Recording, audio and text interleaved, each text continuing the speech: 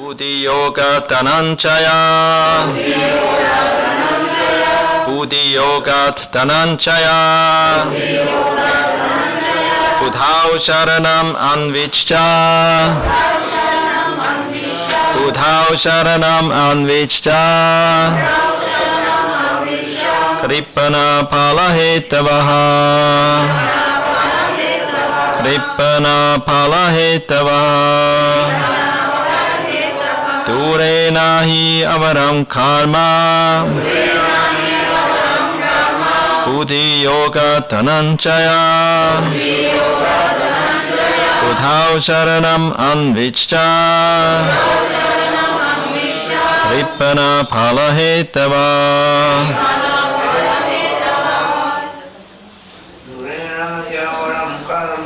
dūreṇa avaram karma, buddhi-yogāt dhanam-jaya, buddhau śaranam anviccha, kṛpaṇāḥ phala-hetavaḥ. dūreṇa avaram karma,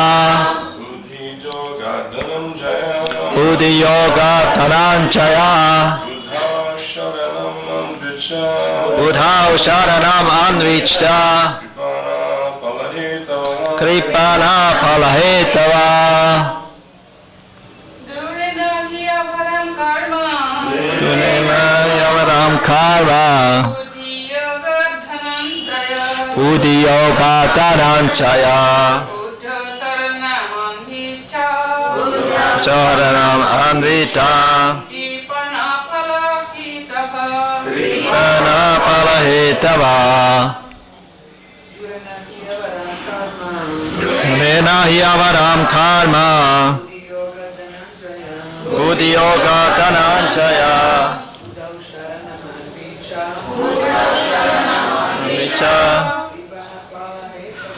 kṛpaṇāḥ phala-hetavaḥ. dūreṇa discharge it at a long distance. He certainly, avaram, abominable, karma, activity, buddhi-yogāt, on the strength of Krishna consciousness.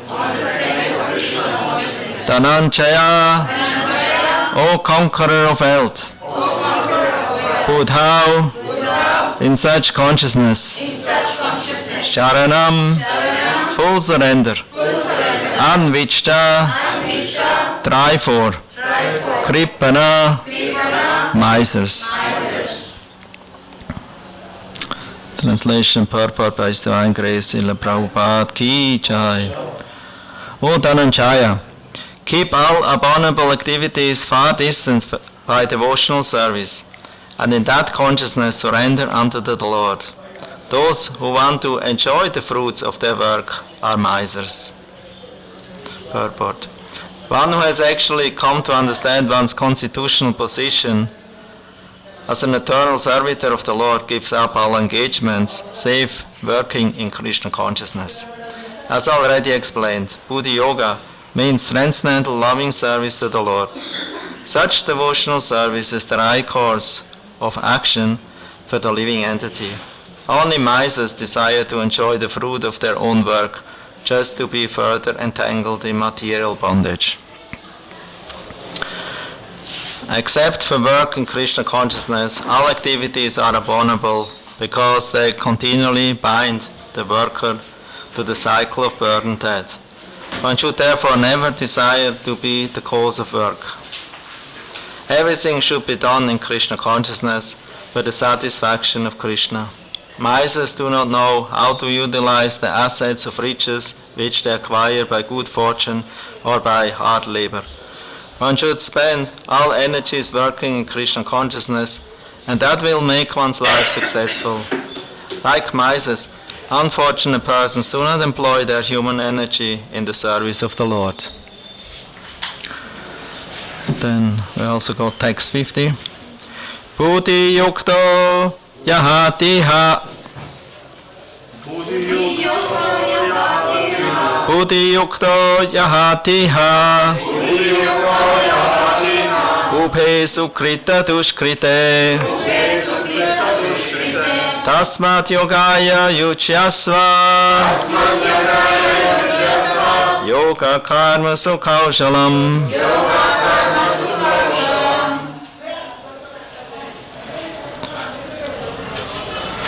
Translation and purport. A man engaged in devotional service rids himself of both good and bad actions, even in this life. Therefore strive for yoga, which is the art of all work. Purport. Since time immemorial, each living entity has accumulated the various reactions of his good and bad work. As such, he is continuously ignorant of his real constitutional position. One's ignorance can be removed by the instruction of the Bhagavad-Gita, which teaches one to surrender unto Lord Sri Krishna in all respects and become liberated from the chained victimation of action and reaction, birth after birth. Arjuna is therefore advised to act in Krishna consciousness, the purifying process of resultant action.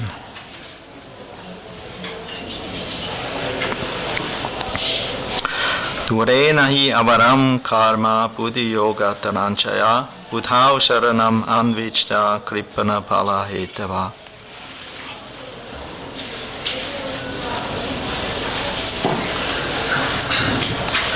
O Dhanañjaya, keep all abominable activities far distant by devotional service, and in that consciousness surrender unto the Lord. Those who want to enjoy the fruits of their work are misers. Buddhi-yukto yahatiha ubhe sukrita dushkrite tasmat yogaya yuchyasva yoga karmasu kaushalam.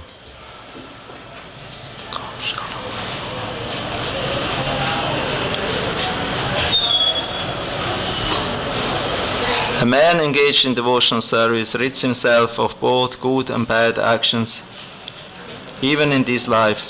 Therefore strive for yoga, which is the art of all work.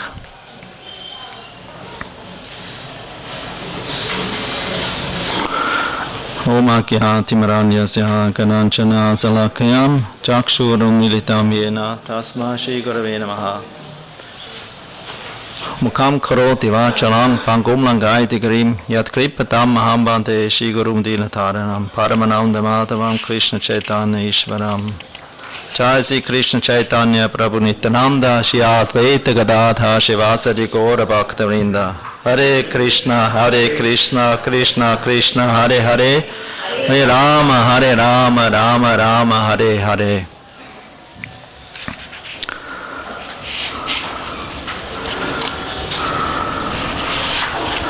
So these verses here from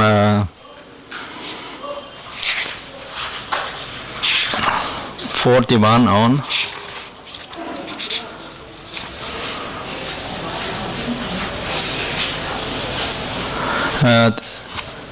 Krishna describes how it is important to fix the intelligence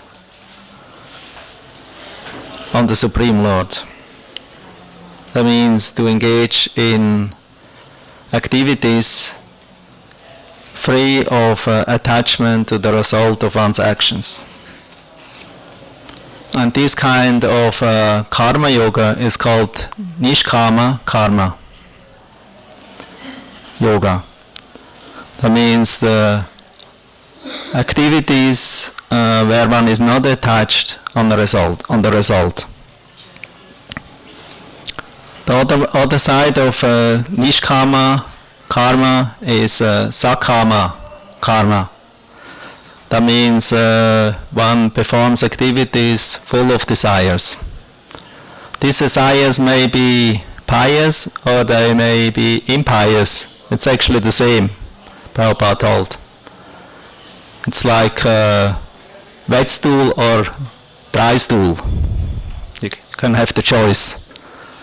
No. So stool is stool if it is wet or dry.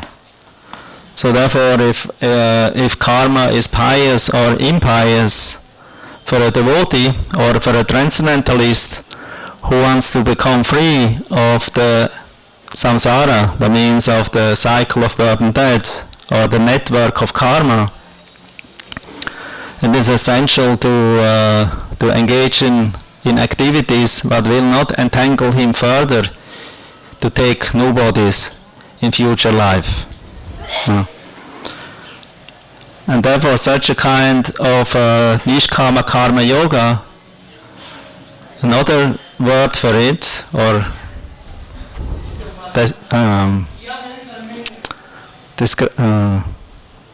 understanding of it is called buddhi-yoga. Buddhi-yoga and nishkama karma yoga is the same. Buddhi-yoga means activities with the help of intelligence. If the intelligence is not fixed on the absolute truth, it is material intelligence. And this is in the mode of passion. And it has many branches, as we heard. Bahushakha hyarantascha buddhaya vyasayanam. So this is material intelligence. But Krishna, he wants to focus Arjuna's intelligence, or the personalities who want to follow Arjuna to be a disciple of Krishna or a follower of Krishna, to train the intelligence, to fix the intelligence on the lotus feet of the Lord, to follow, to execute his order. Like in the end of the Gita, Sanjaya concludes, those who are reading or hearing these narrations between Krishna and Arjuna, they worship the Lord with their intelligence.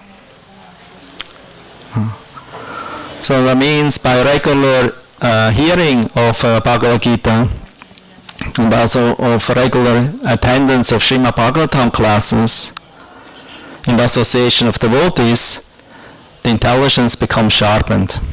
Of course, if you sleep during the class, one of the condition of the conditioned intelligence is sleeping. So if one is unattentive in the classes, or unattentive in devotional service in general, or also in chanting, then one becomes sleepy, one becomes, as we say, spaced out. And then the result will be not that what it could be. So therefore, the intelligence or the mind, intelligence is a function of the mind. It's a subtle element, higher than even the mind, more finer. So the intelligence, by reading or hearing about Krishna, or the philosophy about Krishna, one can become really intelligent and worship the Lord. As Krishna says, then I give you intelligence. And this intelligence what Krishna give, dadami buddhi-yogam tam, yena mam upayanti te, tesham sattati yuktanam, pachatam priti-purvakam. Dadami buddhi-yogam tam, yena mam upayanti te. So those who are surrendered unto Krishna, tesham sattati yuktanam. Yukta means connected with Krishna, similar like yoga, yukta. Pachatam priti purvakam, and worship the Lord with priti, with affection, with love. Pachatam priti purvakam. Dadami buddhi-yogam tam. Then I give to that devotee, that person, I give intelligence, buddhi-yoga. By which he can understand me and he can attain me in the spiritual world and become his associate. So this is called buddhi-yoga. So buddhi-yoga leads ultimately to pure bhakti. Buddhi-yoga, because it is not completely connected with the Lord in affection, with prema or with love or raga, it is a preliminary performance of activities of a person who wants to become a lover of Krishna. Because love of Krishna, somebody who attains love to Krishna is not just like that, born like that. So one has to perform some devotional service to make oneself ready for the kripa, for the mercy of the Lord, so that this loving sentiment of the Lord and his internal energy can manifest in the heart of the soul. So that's ultimate kripa. Prema or love to Krishna we cannot attain by sadhana. We cannot attain by tapa, by renunciation, by pious activities, by fruitless activities, or by not being attached to fruits of the activities, not to speak of sinful activities. It cannot also be attained by renunciation or sannyas, or by studying a lot of scriptures, or by become a very strict in rules and regulations. So the pure bhakti or the love to Krishna cannot be attained in that way. Therefore, by sadhana bhakti, under the guidance of the spiritual master and the scriptures and the Supreme Lord, because scripture represents the Supreme Lord, as it's described in the 11th canto, the body, human body is like a ship, like a boat. The spiritual master is like the captain on the boat. And the favorable wind represents the Vedic literature. Bhagavad-Gita is also Vedic literature. So the Supreme Lord represents the favorable wind. You can have a nice boat, you can have a good captain, but if you don't have the mercy or the favorable wind of the who impels the boat or the ship to the other side of the ocean, then it will not help. We cannot achieve the goal. So we need the merciful instruction of the Lord. And the Lord gives this instruction mercifully through the Bhagavad-Gita and also through Srimad Bhagavatam, the Vedas, the Upanishads. But we cannot understand. We have to understand it through spiritual master. So the spiritual master reveals to us the scripture, because we are blind, we are ignorant. We're in darkness, we cannot understand scripture. Just by diving in it, to put our nose in it, we cannot understand. We only will misunderstand or misinterpret. So therefore we have to hear scriptures from the devotees, from the spiritual masters. And in this way this knowledge can become established in the mind or in the heart of the devotee, and it becomes sharpened. And the intelligence becomes sharpened and becomes buddhi-yoga. That means this is not a material intelligence anymore. This intelligence is spiritual. What is actually material and what is spiritual is very interesting to define. What is material, what is spiritual? For bhakti-yoga, it's very simple. Although the philosophers, they can make it very complicated in their analyzing what is material and spiritual. For a devotee, especially in Gaudiya Vaishnavism, who are followers of Sri Rupa Goswami, it's actually very clear what is material and what is spiritual. So because he gives two slokas in his Bhakti Rasamrita Sindhu, Nectar of Devotion. Anashaktya Vishayan Yataram Upayunchita Nyabanda Krishna Sambande Yuktam Varagya Uchate Prapanchakataya Buddha Hari Sambande Vastuna Mumukshubi Parityago Vairagam Palgo Katyate. So he describes the two kinds of yukta or That means a real renunciation, yukta vairagya. Again, yukta, connected with the Lord, is called yukta vairagya. Vairagya means detachment.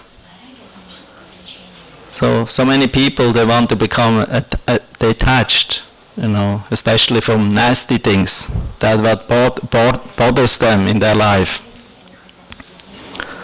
So everyone has their own understanding what bothers him. And these kind of botherations in life, we cannot overcome by our own power or by just following our routine or our habits that we follow. Because we take karma, as we know, from one body to another. It's like a subtle program. But we take, but the soul, who is together with the mind and the subtle body, intelligence and the false ego, carries this aroma, like an aroma, to the next body. So it's a subtle program of impressions. Srila Vishwanath Chakravarti Thakur speaks about the impressions, who are very deep impressed in the soul of our previous activities and experiences. And these impressions we carry from one body to another. And from that kind of pattern or impressions what we have, we cannot break out by our own endeavor, by following just our routine of activities. We can only come out by mercy of the Lord, by engaging our activities, our mind, our words, our intelligence, our possessions, everything what we have in the service, for the service of the Lord. And this is called yukta vairagya. So therefore Rupa Goswami points out, those who are engaging their activities for the service of the Lord, their mind, their senses, their body, their possessions, all their desires and activities, this is called yukta vairagya. This is liberated activity. This is spiritual. And activities who are engaged for our own sense gratification, even you may be very renounced, very detached, very learned, very pious, but if you don't do it for the satisfaction of the Lord, then it is called palgu vairagya. Palgu means useless. It doesn't give any good fruits. So as followers of Rupa Goswami, we are encouraged to execute yukta vairagya, to take shelter in yukta vairagya. And he further quotes or writes, Rupa Goswami, Iha yasya hare dasye karmano manaso gira nikhilapi avastashu jiva mukta sa uchate. So those embodied souls in this world, Iha yasya hare dasye, those who are engaging in the service of Hari or Krishna, the Supreme Personality of Godhead, with their body, mind and words. Iha yasya hare dasye karmana, activity. Manaso gira, that means your senses, your mind, your gira, your words. He is already a liberated soul. Jiva mukta sauchate. He who is engaging everything in the service of the Lord, of Sri Hari, is a liberated soul. So now we can clearly understand what is liberated and what is material, what is spiritual, what is material. That what we do for our own self, that is material, that will bind us to this material world. And activities that we perform for the satisfaction of the Lord, without selfish desires, but for the desire to please the Lord, to give satisfaction to the Lord, this is liberated activity. We cannot stop to act. We have to act all the time, because a living entity is alive. It's not just some non-entity at any point of life. It is always sensuous. Ceta. Ceta means it has awareness, it has consciousness, and this is eternal, even in sleep. The soul is aware. So the soul is, because the soul is anti-material, it is completely spiritual, it's not one of the material elements who has a beginning and an end. So the spirit soul, as we heard, in the very beginning of Krishna's instructions, is eternal, nitya or sanatana. It has no beginning and no end. So this the soul we have to be concerned for, not the happiness or the enjoyment of our senses and our mind, because it will have a beginning and an end. And as a human being, we have a wonderful instrument, the human body. We have a very nice facility. And especially if one attains a human body and can engage and has opportunity to engage in devotional service, to come in contact with transcendental literature like Bhagavad-Gita, Srimad Bhagavatam, meeting a spiritual master, receiving mantra, chanting mantra, engaging in devotional service, but he's not doing it. He's neglecting it. He's ignoring it. Then he's called kṛpaṇāḥ. Kṛpaṇāḥ phala-hetavaḥ. Because he is only interested in his own sense enjoyment. I'm the doer, I'm the enjoyer. Ishvara aham bhogi. This demoniac mentality. That's why we are all in this material world. Because we all want to be Ishvara and aham bhogi. We want to imitate Krishna. We want to enjoy like Krishna. Of course, small Krishnas. But we all have tendency to enjoy. It is natural we want to enjoy. We want to be active. But the scriptures advise us we should do it under guidance of vidhi, of shastra, of given by the Lord. That's His mercy. That's His beginning of the mercy. It's not all the mercy. That's the beginning. He gives us merciful advice through His devotees, like Arjuna, through Vidura, from Shukadev Goswami, Maharaj Parikshit, from all these great personalities. They're called Mahachans. Mahachans are not only 10 in number, or 12. They're only the original Puranic Mahachans. Everyone who follows the Mahachans and who are following the examples and the teachings of the Mahachans is a Mahachan. Mahachan means a great soul, great personality. And the great personality is never kṛpaṇāḥ. Even materially, a great personality who has a lot of money, a lot of success, is very charitable. And this gives him a great pleasure. Those who have a lot of money, but they are not charitable, they cannot relish the happiness of giving in charity.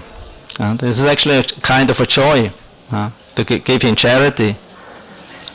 So although they have plenty much of money, they are workaholics. They only work, and they want to increase the amount of money, not giving in charity. And if they give in charity only with the purpose, to get something back, to get more material success. So this is kṛpaṇāḥ mentality. Another kṛpaṇāḥ mentality is those who have an opportunity to engage in devotional service, in hearing, chanting, remembering Krishna, or serving in the mission of Krishna, but they don't do it, they neglect it out of ignorance, laziness, enviousness, or some kind of weakness. If we are neglected and we follow our own way of life, then we are also kṛpaṇāḥ. Then we are miser. And what means miser? Miser means it leads to misery. Miserly, it's miserly, written in English. Miserly. The spelling, of course you speak it in different way with English accent. Is miserly, but this miserly, actually leads to misery. To misery, it leads to unfortune, to suffering. So those who are miserly in their activities or in their charity, and especially in giving the charity to the Supreme Lord, that means engaging all our things what we have for the satisfaction of the Supreme Lord, Rishikena Rishikesha, Sevanam Bhakti Uchate. This is bhakti. If you don't do that, then this leads to misery, that leads to unfortune. But bhakti-yoga, if we follow the Lord's instruction, leads to the greatest happiness. It leads to first of all, the satisfaction and the happiness of the soul, and it also leads to the satisfaction of the Supreme Lord. And as we heard yesterday, Srila Bhaktisiddhanta Saraswati Thakur, when they asked him, why are you looking at the deity with all glasses? He told, because I'm not the doer, I'm not the seer. Krishna is the seer. I'm not the enjoyer. Krishna is the enjoyer. We cannot enjoy and see without Krishna is enjoying first. We are servants. We are servants. We want to give the Lord opportunity that He enjoys, because He has unlimited enjoyment. He's Purushottama. And we should not think out of enviousness, oh Purushottama, oh Krishna, you already have enough enjoyment, so let me also have a little enjoyment in my way, independent of you. Then this is miserly mentality based on enviousness. And because we are all envious by nature, we are finding fault in the Lord, or even think, I don't have to surrender to the Lord. And find all kind of excuses why not to surrender. This is our misfortune then. This is our misfortune. So still Krishna is very merciful. He sees somebody has a little inclination to serve, to come in contact with me, although maybe he's a little, due to circumstances, a little hesitant to surrender and to engage in pure devotional service. Then Krishna, he puts him in a situation that he ultimately can surrender. He helps him. So we should never think, I can even surrender to Krishna. We can give Krishna a little, we can show some endeavor. We can show some activity in that direction. But ultimately we have to depend on the Lord, that He gives us the intelligence and the power that we actually can surrender. As Krishna told to Brahma, when Brahma wanted to create the world, recreate the world in the beginning of creation, recreation, means creating again after the day of Brahma. So then Krishna told him, Brahma, all the problems, all the anxiety that you have about your creating activity is already taken care from me beforehand. I already took care. Therefore, you don't have to be afraid of your own creation. Brahma's problem was, if I create this world of samsara, of karma, of action and reaction, maybe I will become victim myself, and will become entangled in this creative work. And Krishna told him, don't worry. No. Because if you do this as a service to me, for all the living entities who will take part in this creation, in a favorable way for my pleasure, you will not become entangled. And you have to understand, all your tapasya, all your prayers, all this is actually my mercy. Because without the Lord's mercy, we cannot perform even tapasya, we cannot offer prayers, we cannot do something intelligently or something very creative for the benefit of all living entities. To destroy the world, no, it's a demoniac thing. That's easy. To create and to destroy, no, in a passionate, ignorant way, it's easy function, a normal function in the material world. But to create or to manifest something for the pleasure of the Lord and maintain it, not destroy it immediately. Like Rudra. When Rudra appeared from the eyebrow, between eyebrows of Brahma, because he was frustrated. The 4 Kumaras, his first 4 sons, didn't want to become Grihasthas, to populate the universe. So Rudra appeared and wanted to destroy everything. The Brahma stopped him, pacified him. Rudra, please don't destroy the universe now. We are in the beginning of creation. Be Shanti, be Dhira, become sober, become a yogi. So he sent him to the Tapavan, to the forest. Rudra, Shiva, he told him, stay there with your wife, Rudrani, and perform tapasya. Become a yogi and restrain your senses. And only in the end of the creation, when everything becomes destroyed or dissolved, then you can manifest again. Then you can become angry and destroy everything. But not now. No. So Brahma, he's the creator. Shiva or Rudra is the destroyer. But it's only Vishnu who is the maintainer. He maintains. Of course, he's ultimately also the creator and ultimately also the destroyer. It's all Vishnu. But he is especially famous as the maintainer. So this Lord Vishnu, the Supreme Personality of Godhead, who also maintains the devotee. He maintains already the whole universe. This Janardana. He maintains all living entities.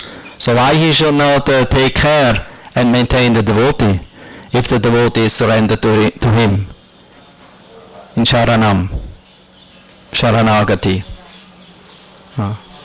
That's stated by Krishna.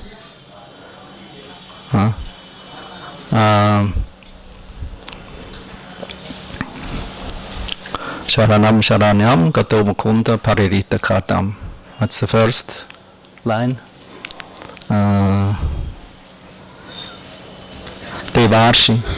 Devarshi putapta rinam pitrinam nakinkaranayam rini characham sarvatmanayam śaranam śaranyam gato mukunda paririta kartam. So this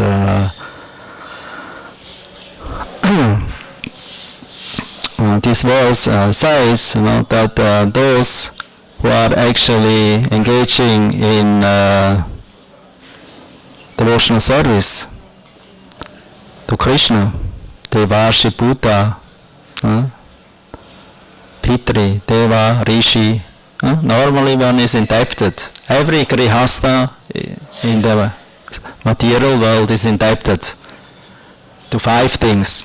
To the Devas, means demigods, to the Rishis, to the sages who give us knowledge, or Dharma, Rishi, Bhuta, to the ordinary living entities, animals, cows, trees, like that, Bhuta, Pitri, the forefathers, Deva, Rishi, Bhuta, Pitri, and this is society. To the society, because without the society, Varnashram, society, nothing happens. So we are all dependent on all these 5 entities.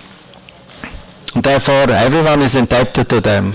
Only the sannyasi, those who are around, they are not indebted anymore. Or those who have become pure devotees, fully surrendered to Krishna. And that's what Krishna says. Or what actually Bhagavatam says.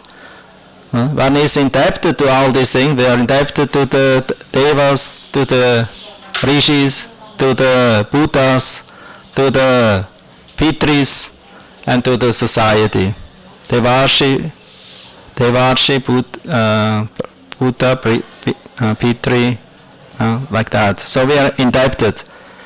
But the Bhagavatam says, but if we become a devotee of Krishna, if we fully surrender to Krishna, Devarshi Putaptra Rinim Pitrinam Nakinkara Nayam Nakinkaranayam Rinicharacham, my king, my dear king, you know, you are not anymore, and Nakinkara means servant. Like Lord Chaitanya says, Nadanam na chanam na sundarin kavitama chikadisha kame mama chamani chamanishvare bhavata bhaktir ahaituki dvayi. So we are kinkara. So we are not anymore servants or indebted to all these different kinds of living entities in this material world who are supplying us or giving us so much facility. Forefathers give us body, a facility for human form of life. Society helps us so that we can live in a civilized city or country where everything is supplied. We don't have to go everywhere and get everything ourselves. Everything is supplied or arranged. It's a system. The sages give us knowledge, scriptures, dharma. The devas, they give us rain, sunshine, like that. So in this way, we are all indebted to them, but somebody who becomes a devotee of Krishna is not indebted anymore, because he takes shelter in Krishna. Nakinkaranayam rinicharacham sarvatmanayam śaranam śaranyam gato mikunda paririta kardam. So if we surrender to Krishna, to whom everyone else is surrendered, everyone ultimately is surrendered to the Supreme Lord. So if we surrender to Him, because the devas are also devotees of the Lord, they surrender to Him. Everything is dependent on the Lord. So why we have to serve everything if we can serve one thing? The Supreme Person who is the source of everything. Like Narada states in the 4th canto, to the Pracheta teachings, Prachetas. So if you are watering the roots of a tree, automatically all the branches of the tree become nourished. You don't have to separately give nourishment and watering all the branches of the tree, only the roots of the tree. Or the stomach, if you put the food to the stomach, to the belly, then the belly will distribute this energy all over the body. You cannot directly digest and enjoy. So, but if you give enjoyment to the stomach, or if you give enjoyment to the root, in the same way, if you give enjoyment or pleasure to Krishna, then automatically everything else becomes nourished, becomes pleasurable. Tasmin tushta jagat tushta.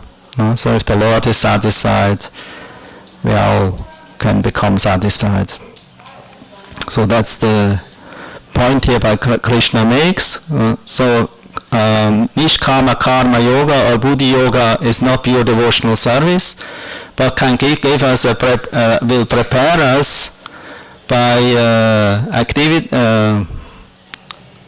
to perform activities in the mode of goodness, not attached to the fruits of the results, and then ultimately the heart or our habits, by the help of the clear intelligence, become regulated, and we can engage in sadhana bhakti, beginning with hearing, chanting, remembering Krishna, and gradually, by the mercy of Krishna and by Krishna's internal energy, we can receive the mercy of relishing or tasting some kind of relationship with Krishna.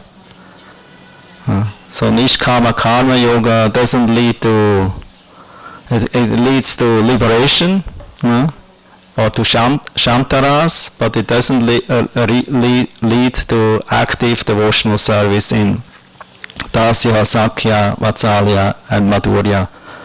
This is only attained by the raga or by the mercy of the Lord, if I can taste or relish some kind of relationship with Him and please Him in this way through His associates. So Krishna very mercifully is giving us this process of Bhagavad-Gita to purify us gradually from lower stages of consciousness and lead us to the pure bhakti of surrendering to Him. Surrendering to Him ultimately is the most important factor in the of every sadhaka. Therefore, Srila Bhaktivinoda Thakur wrote a famous songbook, Sharanagati. You heard about this? Sharanagati. He wrote 3 songbooks of main songbooks: Sharanagati, Gita Mala, and what is the other one? Kalyana Kalpataru. That's the third one, and another one, Gita.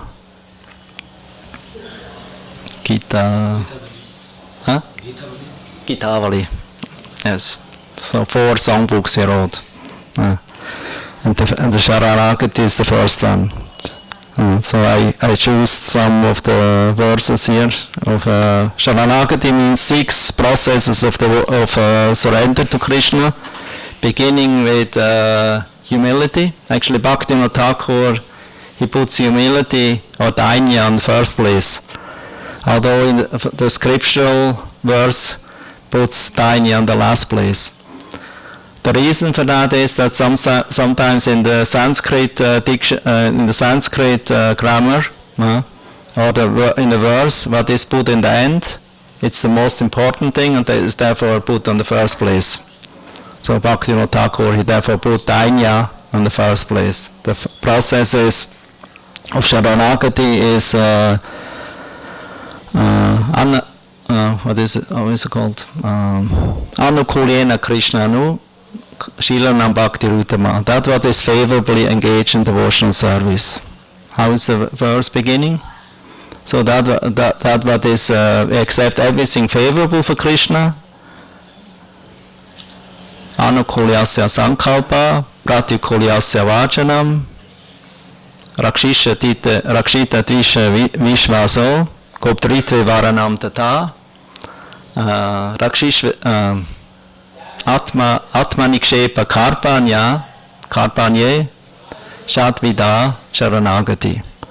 So 6 items, beginning with accepting favorable, rejecting that what is unfavorable, fully depend yourself on Krishna's, the Krishna is your maintainer, koptritve varanam tata, rakshishvatita vishvaso, and the Krishna will protect you, rakshishvatita vishvaso, koptritve varanam tata, and atmanikshepa, atmanivedanam, fully surrender, with body, mind and words, and kṛpaṇāḥ. Kṛpaṇāḥ means meek and humble. And Bhaktivinoda Thakur, he translates it as dhanañ-jaya or humility. So so he has songs, couples, different kinds of songs for each and every of these items. And one song, he composes all in Bengali. So one song, the 7th song of Atmanikshepa, that means full surrender, is, I only read the translation. Oh Lord, it's a prayer. He puts himself in the mood of a conditioned soul. Although Bhaktivinoda Thakur was himself not a conditioned soul, he was a liberated soul, an acharya. But to give the conditioned souls an I would say, a taste or an idea, an understanding of how to pray to the Lord. So Srila Bhaktivinoda Thakur himself, he puts himself in the mood of a conditioned soul, of a sinner, or somebody who is attached to his own activities and fruitive activities and thinks I'm the enjoyer and controller. But he is so he gave a whole narrative about his life and what kind of sinful activities he performed. And now I'm old. I'm in old age, so I'm regretting for all this, and I only have one hope: to surrendering, the approach to the Supreme Lord. So that's the a prayer of full surrender. Oh Lord,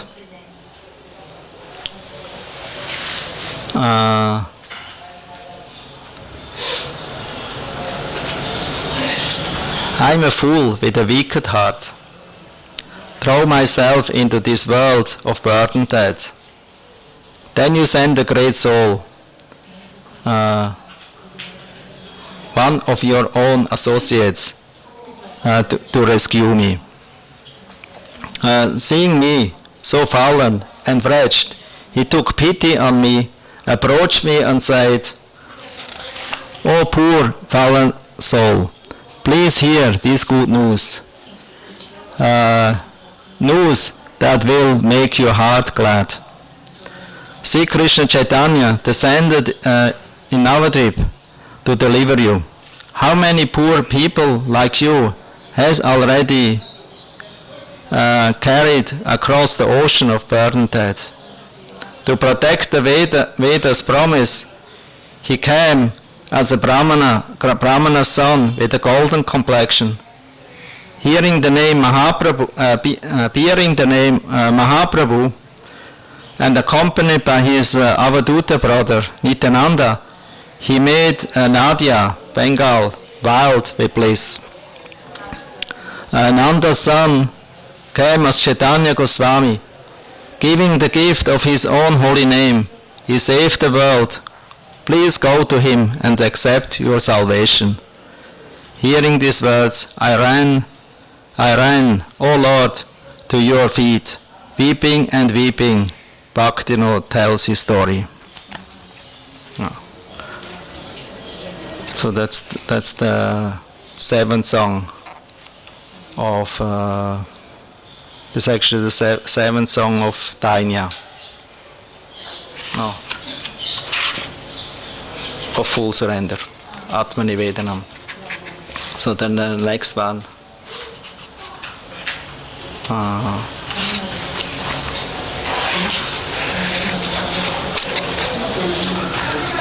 Also Atmanivedana. Surrendering at your feet. I'm very happy. My sufferings have gone far away. Worries do not arise. I see bliss in all four directions. Your 2 feet gives freedom from grief and fear. They are a flood of nectar. Taking shelter of them, I have left behind the fears of this world of burdened death.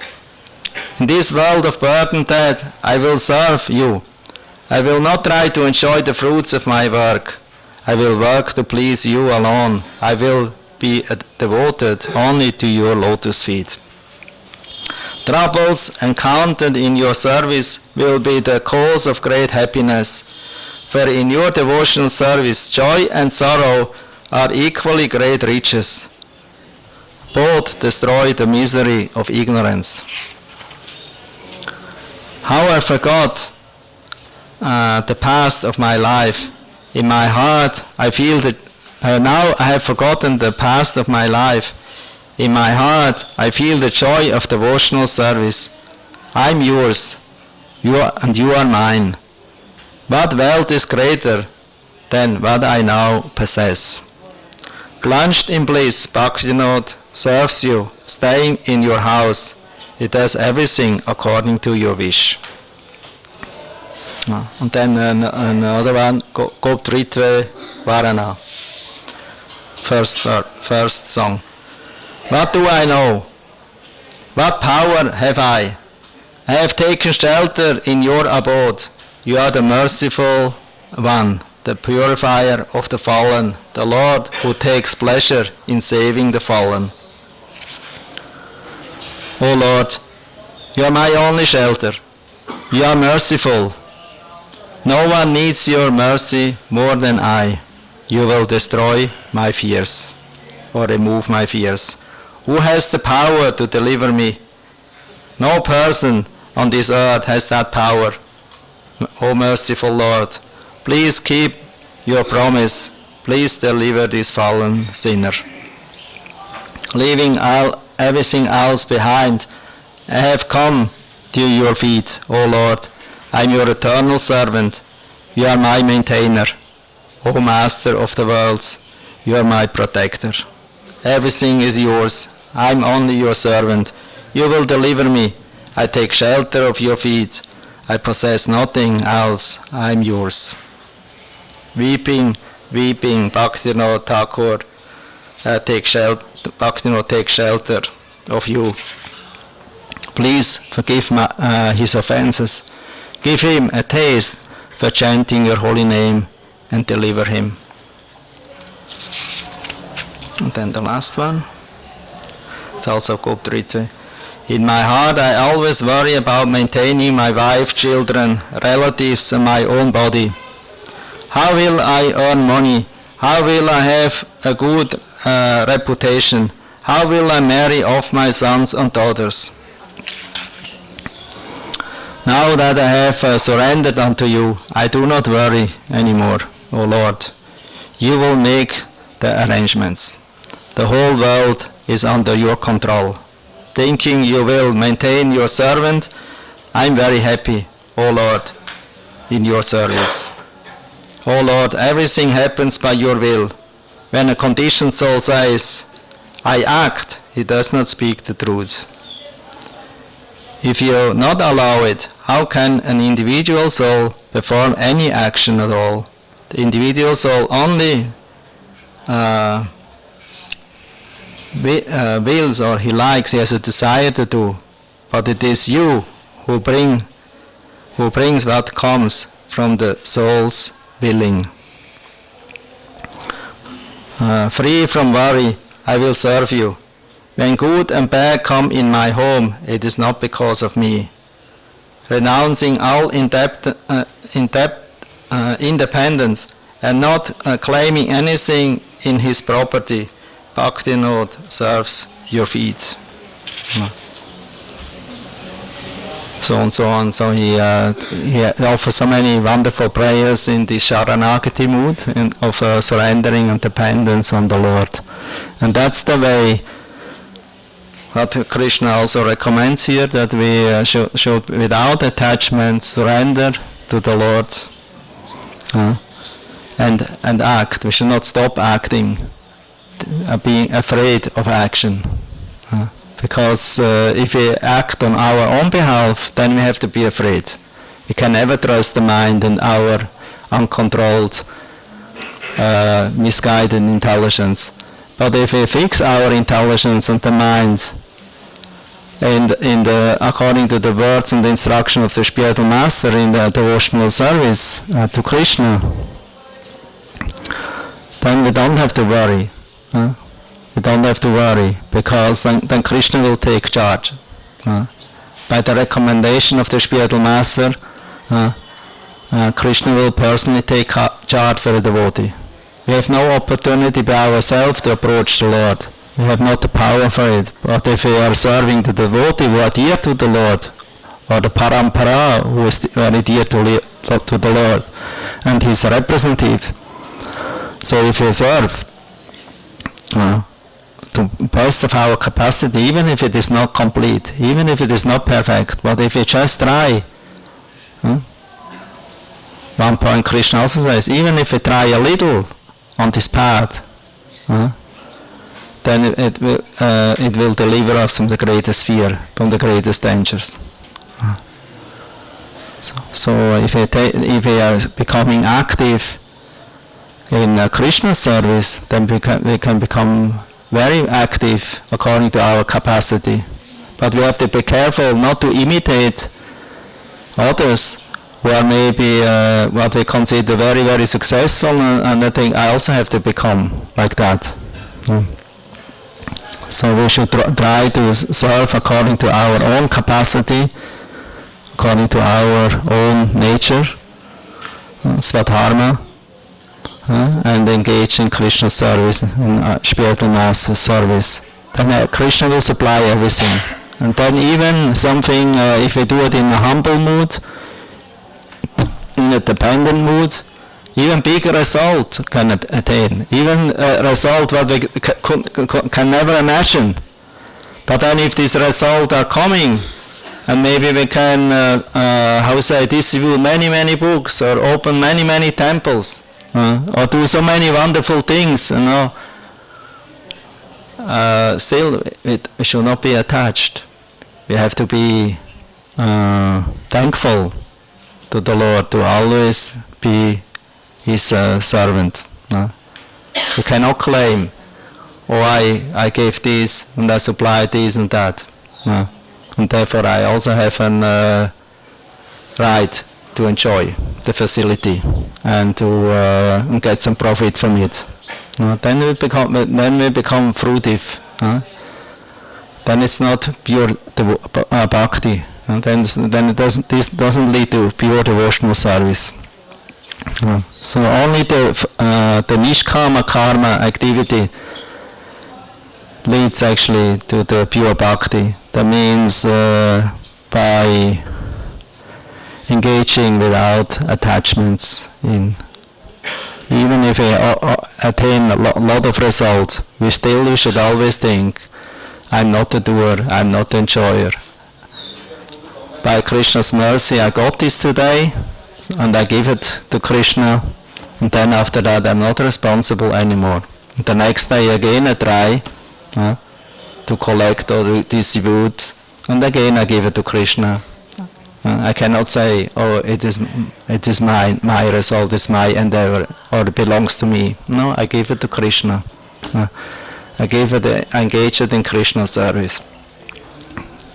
So in this way we can actually become free of fruitive results, of enjoying mentality. And we get more and more mercy. Because the ultimate result is not money or possessions, like Srila Prabhupada used to say, no, I was not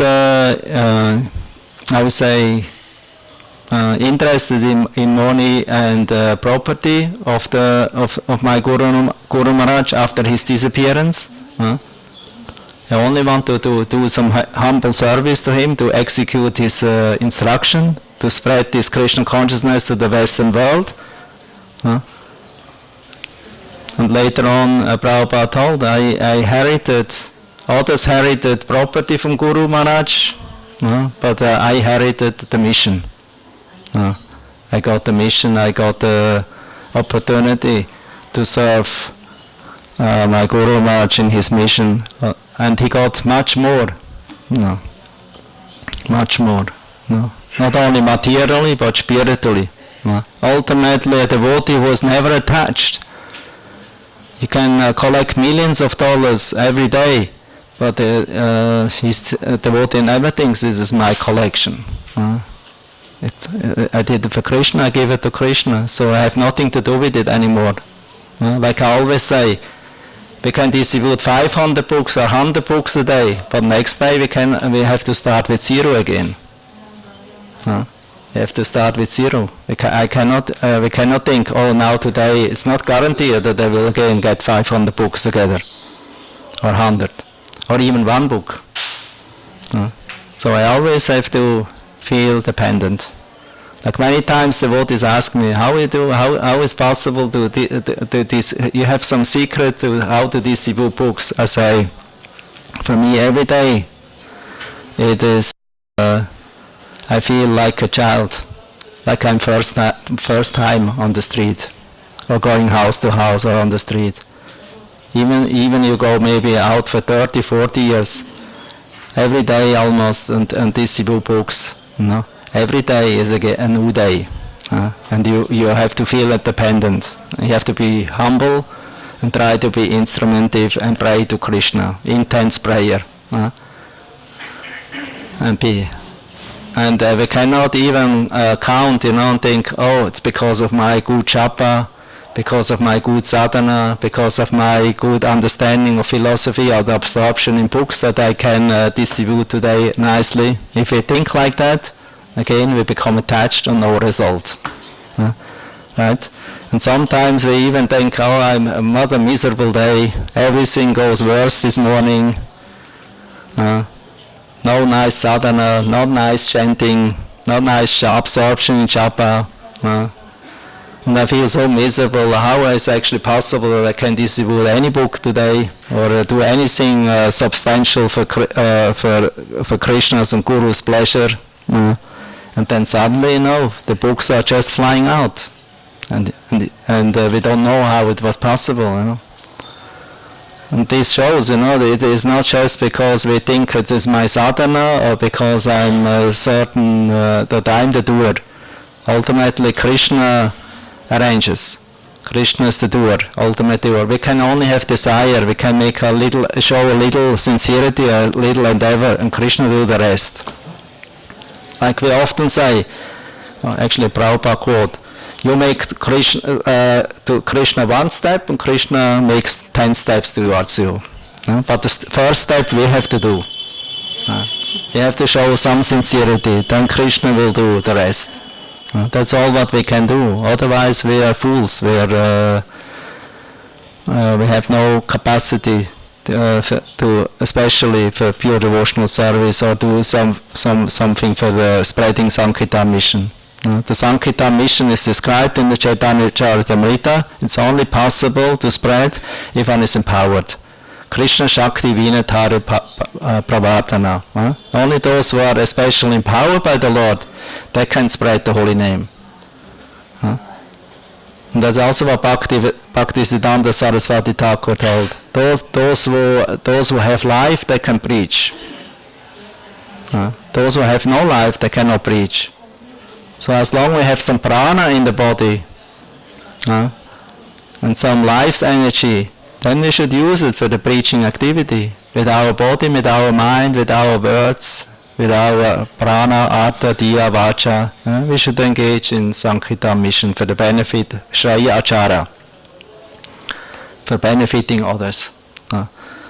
This is our mission what we got from the Lord Vishwambar. Lord Vishwambar is Lord Chaitanya. He is Krishna. He is the supreme maintainer. Vishwambar means the maintainer of the universe. He is the maintainer of his devotees. So if you surrender to Lord Vishwambar's mission, Sankirtan mission, then he will personally take care and maintain you. And then there's no scarcity. We only need the faith for that and a little endeavor in this direction.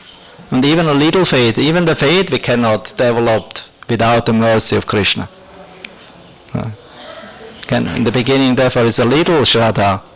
And these little Shraddha become enhanced by the association of devotees and by serving the devotee and spiritual master. It becomes enhanced, it becomes more strong. And ultimately leads to Nishtha and to Anartha, bad habits. So we should never think, so now I have to fix on Anartha to get first rid of all Anarthas and then I can go to pure devotional service. No, it's eternal work, Anartha. Because Anarthas always remain in one way or another, as long as we have a material body. Because the material body is in itself an Anartha. And we have so many habits. So we cannot never get rid of Anartha. We can only become transcendental to Anartha. That means we can become aloof of the Anartha, and ultimately Krishna purifies the Anartha.